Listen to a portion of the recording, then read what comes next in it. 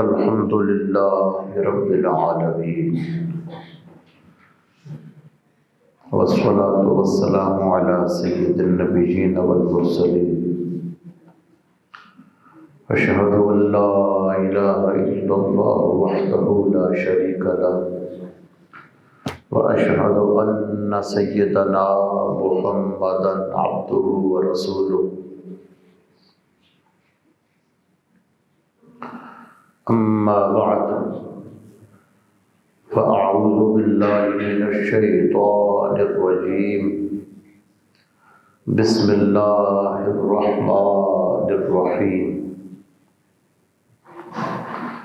ولو أنا كتبنا عليهم أن اقتلوا أنفسكم أو اخرجوا من دياركم ما فعلوه إلا قليل منهم ولو أنهم فعلوا ما يوعظون به لكان خيرا لهم وأشد تثبيتا وإذا لآتيناهم من لدنا أجرا عظيما ولهديناهم صراطا مستقيما ومن يطع الله والرسول فأولئك مع الذين أنعم الله عليهم من النبيين والصديقين والشهداء والصالحين وحسن أولئك رفيقا ذلك الفضل من الله وكفى بالله عليما يا أيها الذين آمنوا خذوا حذركم وانفروا ثبات أو انفروا جميعا فانفروا ثبات أو انفروا جميعا وإن منكم لمن ليبطئن فإن أصابتكم مصيبة قال قد أنعم الله علي إذ لم أكن معهم شهيدا ولئن أصابكم فضل من الله ليقولن كأن لم تكن بينكم وبينه مودة يا ليتني كنت معهم فأفوز فوزا عظيما فليقاتل في سبيل الله الذين يشرون الحياة الدنيا بالآخرة ومن يقاتل في سبيل الله فيقتل أو يغلب فسوف نؤتيه أجرا عظيما صدق الله مولانا العظيم رب اشرح لي صدري ويسر لي أمري رب اشرح لي صدري ويسر لي أمري رب اشرح لي صدري ويسر لي أمري واحلل عقدة من لساني يفقهوا قولي اللهم صل على سيدنا محمد النبي الأمي وعلى آله وسلم تسلیما بعد از حمد و صلات تلاوت کردہ آیات مبارکہ خلاصہ مفہوم یہ ہے، اور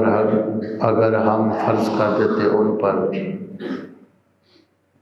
یعنی منافقوں پر کہ قتل کرو اپنی جانوں کو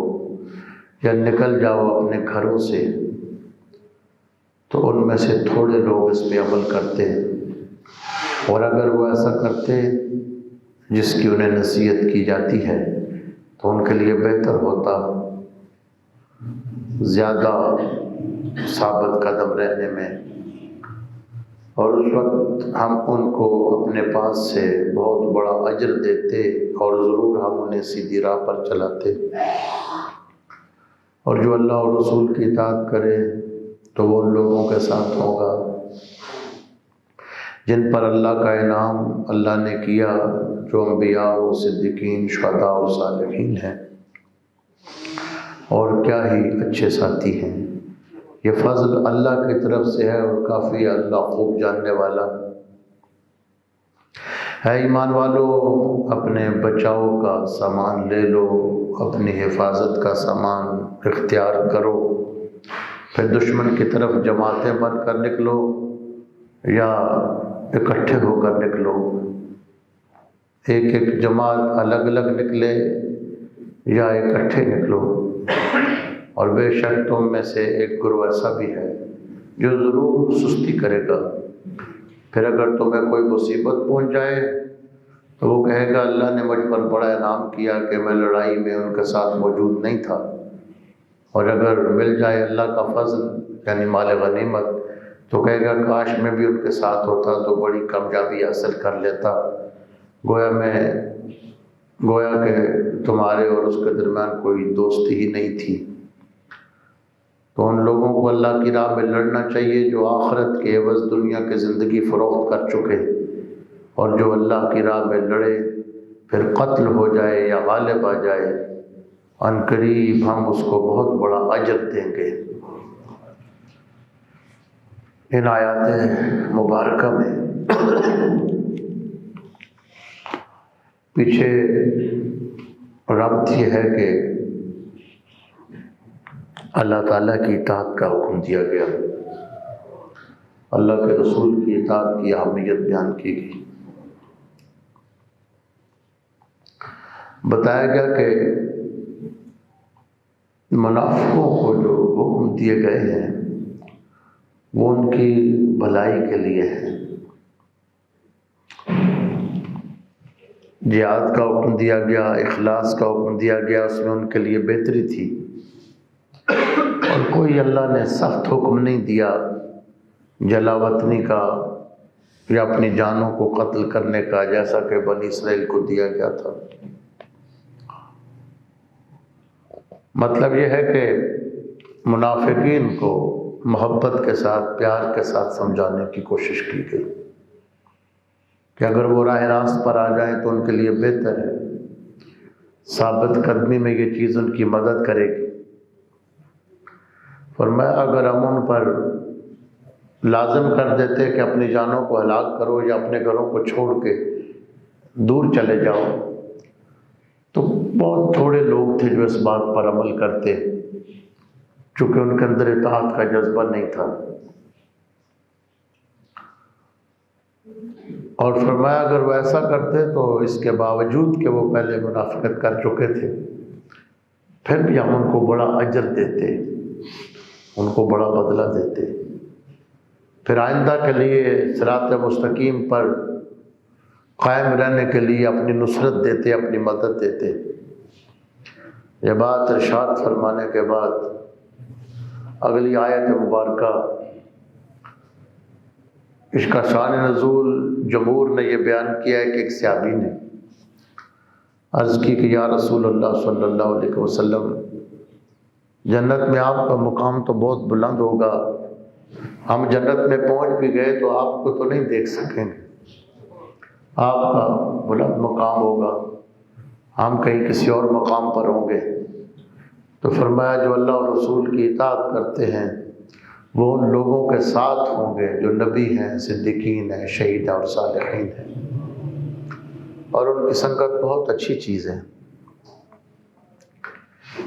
اللہ اور رسول کی اتباع بلند مقام پہ لے جائے گی، اور یہ اللہ کا فضل ہے، اور اللہ سب لوگوں کی ظاہری اور باطنی کیفیات کو جانتا ہے۔ اب پھر 10ویں رکوع میں اس اطاعت کو چیک کیا جا رہا ہے کہ اللہ اور رسول کی اطاعت کی جو بات ہے اس کا امتحان لیا گیا، اور وہ تھا کہ اللہ کی راہ میں جان بھی دو اور مال بھی دو۔ لیکن یاد رکھیں جہاد کا مقصد دشمن کی جان لینا نہیں ہوتا، جہاد اعلائے کلمت اللہ کے لیے ہوتا ہے کہ اللہ کے دین کے جھنڈے کو بلند کرنا۔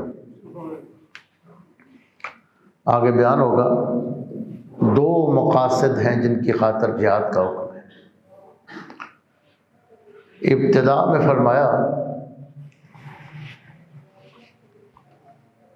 کہ دشمن سے بچنے کے لیے اہل ایمان کو ایک تو محتاط رہنا چاہیے، اپنی پروٹیکشن کے لیے پورا انتظام کرنا چاہیے، حفاظتی اقدام کرنا یہ اللہ کا حکم ہے، یہ توکل کے خلاف نہیں ہے۔ ہاں یہ الگ بات کہ توکل کی بلند ترین منزل مل جائے تو وہ اور بات ہے۔ حضور نبی پاک علیہ الصلوۃ والسلام نے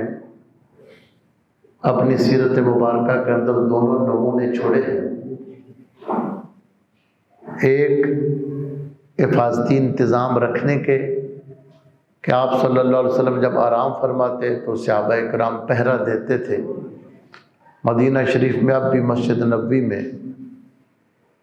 وہ ستون موجود ہے، اسطوانۃ الحرس، جہاں پہ صحابہ کرام اور اکثر مولا کائنات سیدنا علی بن ابی طالب کرم اللہ وجہہ الکریم پہرا دیا کرتے تھے۔ اور پھر توکل کی جو بلند ترین منزل کے لیے دوسرا نمونہ دیا گیا کہ جب اللہ نے فرمایا وَاللَّهُ يَعْصِمُكَ مِنَ النَّاسِ، اللہ آپ کی حفاظت فرمانے کا وعدہ فرماتا ہے، تو اس کے بعد آپ نے باڈی گارڈ کو ہٹا دیا کہ میری حفاظت میرا اللہ فرمائے گا۔ یعنی یہ دونوں نمونے سیرت کے اندر موجود ہیں۔ سیرت یہ ہمارے لیے نمونہ ہوتی، لہذا وہ لوگ جو توکل کے بلند ترین منزل پر ہوتے ہیں وہ حضور پاک کی سیرت کے اس مرحلے کو سامنے رکھتے ہیں جس میں باڈی گارڈ نہیں تھے، اور جو اس سے نیچے کی منزلوں پر ہوتے ہیں پھر سورت کے اس دور کو اسوہ حسنہ کے اس وقت کو سامنے رکھتے ہیں جب سرکار نے باڈی گارڈ رکھے ہوئے تھے۔ یعنی دونوں چیزوں کی اجازت ہے، دونوں چیزوں کی اجازت ہے۔ فرمایا کہ جب جہاد کے لیے نکلو تو ایک ایک دستہ بھی جا سکتا ہے اور اکٹھے بھی جا سکتے ہو، جیسے تم مناسب سمجھو، یہ سپہ سالار کی صوابدید پر ہے۔ فرمایا اللہ یہ جانتا ہے کہ تم میں سے کچھ لوگ سستی کریں گے، ایک تو منافقین، دوسرے وہ مسلمان جو اس درجے کے جرأت مند نہیں تھے جس درجے کے دیگر لوگ تھے۔ قرآن مجید میں دونوں کا بیان ہوا ہے، ایک منافقین اور فرمایا وہ لوگ جو جن کے دلوں میں تھوڑا کمزوری کا، کمزور دلی کا پہلو تھا۔ لیکن منافقین میں فرمایا کہ وہ جہاد میں اگر نہ گئے اور صحابہ کرام کو اگر اپنی جانیں دینے پڑی تو یہ خوش ہوں گے کہ اچھا ہوا آپ ان کے ساتھ نہیں تھے، ہم بچ گئے۔ لیکن اگر انہوں نے فتح پا لی اور مال غنیمت حاصل کر لیا پھر یہ کہیں گے او اگر ہم ان کے ساتھ ہوتے تو ہمیں بھی حصہ ملتا۔ یعنی یہ منافقین کا پہلو بیان ہوا ہے۔ اگر صحابہ کرام شہید ہو جائیں تو پھر کہیں گے کہ اچھا ہوا ہم ان کے ساتھ نہیں تھے، جان بھی بچ گئی اور ہم واپس آ گئے، گھر بار بچ گیا۔ اور اگر صحابہ کرام کامیاب ہو جائیں تو پھر افسوس کریں گے کہ ہم کیوں نہیں گئے، ہم ساتھ ہوتے تو یہ زندہ آپ واپس آ گئے فتح پا کے، جان بھی بچ گئی اور مال غنیمت بھی مل گئے۔ یہ بات کرنے کے بعد پھر خالص اہل ایمان کو فرمایا کہ اس بات کو چھوڑو کہ منافقین کیا کہتے ہیں۔ ایمان والوں کو چاہیے کہ وہ جہاد کریں، چاہے اس کا کوئی بھی نتیجہ نکلے۔ اگر وہ مارے گئے تو شہادت کا رتبہ ہے، اگر وہ زندہ غالب آ گئے تو اللہ پھر بھی اجر عظیم عطا فرمائے گا۔ پھر فرمایا کہ کافروں سے لڑنا کب چاہیے؟ فرمایا ایک تو اللہ کے دین کو غالب کرنا ہو، جہاں پہ اللہ کا دین نہیں ہے وہاں پہ پہلے پیغام دیا جائے، اگر وہ لوگ اللہ کے دین کو قبول کرتے ہیں تو کریں، نہیں تو پھر ان کے ساتھ جہاد کیا جائے۔ دوسرا، مظلوم مسلمانوں کو کافروں کے دستے ظلم و ستم سے چھڑانے کے لیے، یہ دو پہلو ہیں جہاد کے۔ اگلی آیت میں تفصیل کے ساتھ انشاءاللہ اس کا بیان ہو۔ آج کا درس جہاد کے حوالے سے بڑا عام تھا، مغرب کے بعد سے میری صحت بالکل اجازت نہیں دے رہی اور میں مشکل کے ساتھ بول رہا ہوں، اسی پر آج اجازت چاہیں گے۔